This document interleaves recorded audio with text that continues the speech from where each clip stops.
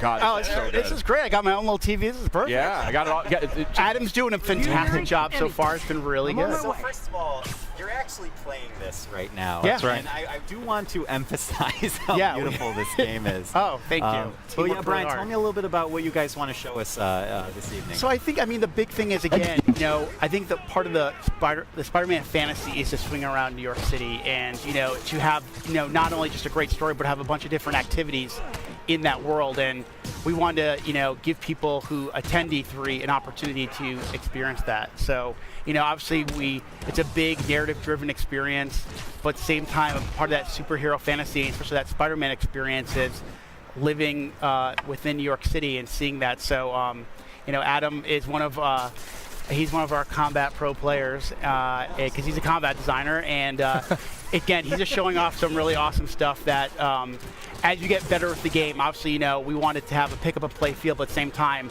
have a level of mastery and to really show off the improvisation that we've really been talking about a lot since we announced the game. I'm digging this, like sticking dudes to walls and to the floor and stuff. That looks really, really satisfying. I think the thing that's been really fun in these last, I would say last 6 months since we got back from the holiday break was every week I feel like I'll take the game home or I'll be playing one night and then I'll come in and say, wow, guys, I didn't know you could do that. So I think there's a lot of that, there's that sandbox nature to it as well. So, obviously you can, we have, we're going to teach you mechanics, but we want you to experiment with, his acrobatics, his webs, his gadgets, his suit powers. So combining all that stuff really allows for a lot of different gameplay and a lot of, Spider-Man's a very expressive character, and we want players to be able to express that, whether it's in traversal or in combat.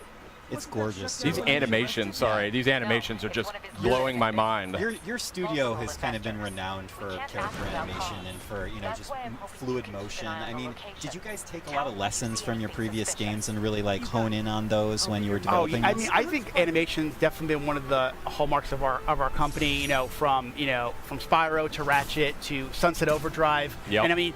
And I remember when the Sunset Overdrive reviews came out, one person actually wrote, it would be great to see Insomniac make a Spider-Man game. And I was like, see, we should make it. See? And I think you waved your phone around to the whole studio. Exactly. We took that kind of mentality and we just injected our personality, but also, what do people want, desire from a Spider-Man experience. So, what was really great is I remember probably around the end of the year, end of last year, someone wrote an article about the top things they want to see in Spider-Man.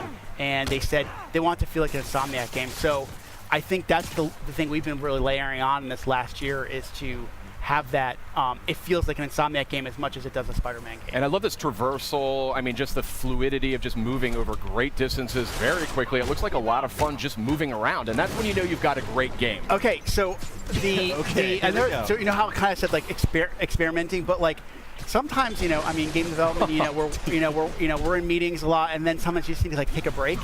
And what I used to find myself doing was just swinging around New York City. It was almost like therapeutic. It's just kind of like when I play other games, I just walking or running or even taking a car. It feels so more natural now just to swing around like Spider-Man. So it's definitely one of those things that has that, again, just like combat, that pick and play feel. But we want players to have a level of mastery as they play and get What better. was that? Hold on a second. Okay. Very interesting what you're saying there. So like I said, Adam showed off, I think he showed off the tripwire, where it's basically a gadget that you can either attach to a piece of geometry and the enemies walk by, they'll get like grabbed and sucked back, but you can also attach it to an enemy, and if an enemy walks by, they kind of slam into each other. That is amazing. This is so cool. What's this focus meter about? So the focus meter is basically, there's kind of a risk reward. As you build focus, you can use it to heal. Sid's having a religious experience. It just looks incredible. Okay, thank you. The team works really, really hard on it. Really, really hard. Clearly. And the idea is the focus is kind of a way to, it's a risk reward. Like I said, you can either heal yourself or you can kind of, if you fill up the bar a certain way, you can actually pull off a finishing move. So, as you play the game, you can kind of say, well, do I want to maybe heal myself real quick, or do I want to wait for that really extravagant move to kind of take the guy out instantly? Got it. Brian, a question for you is, obviously Spidey has, with his experience being under the mask for so many years now, Yep, in 8 years. Story, 8 years. Thank you. You got to be precise. I got it.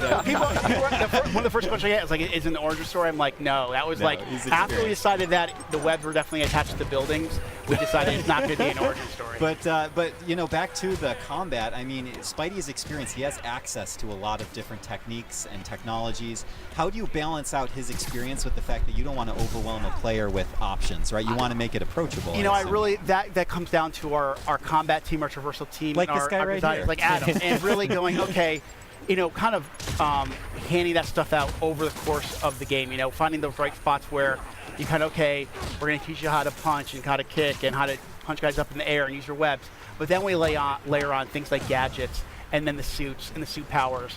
And it's kind of giving over time. If we just, you know, one thing with something like E3, you know, we want you to feel great, right? But there's a lot to learn really quickly. So just, you know, normal course development, we kind of find those spots in the game where it makes most sense to teach those mechanics. And then as the game goes on, we want you to master those because the game's only going to get harder. Yeah, absolutely. Sid, That's what do you great. think? I got to say, this game is Beautiful, looking right? absolutely gorgeous. This is, I mean, this is just, I mean, it was looking spectacular to begin with, but this is on a totally different level. And I can just we're see seeing that so much. I can see that polish, though. That's the thing, and that's what comes out in that final few months of development. Yeah, I mean, if you guys watched the press conference, right? Sure. You saw all those games, those first-party games, and they all have a level of polish. And to be in a press conference with the likes of a Naughty Dog, a Sucker Punch, Kojima Productions, we are very honored to be, and we know there's a certain level of polish that people expect from a PlayStation game, especially a first-party game. So we want to be considered right up there. Well, And not to mention also from the Marvel, you know, Marvel fans course. expect to have that perfect experience. of course. May I just ask real quickly, you know, as we're starting to wind down here, from a personal perspective, I mean, what's it like for you and for the team to be able to kind of look up at the big screen and see your game after all that time and all that work? I'm known as a crier, so it takes a lot for me not to get choked up. Like right now, they're playing the theme song to the game in the background as we're sitting here, and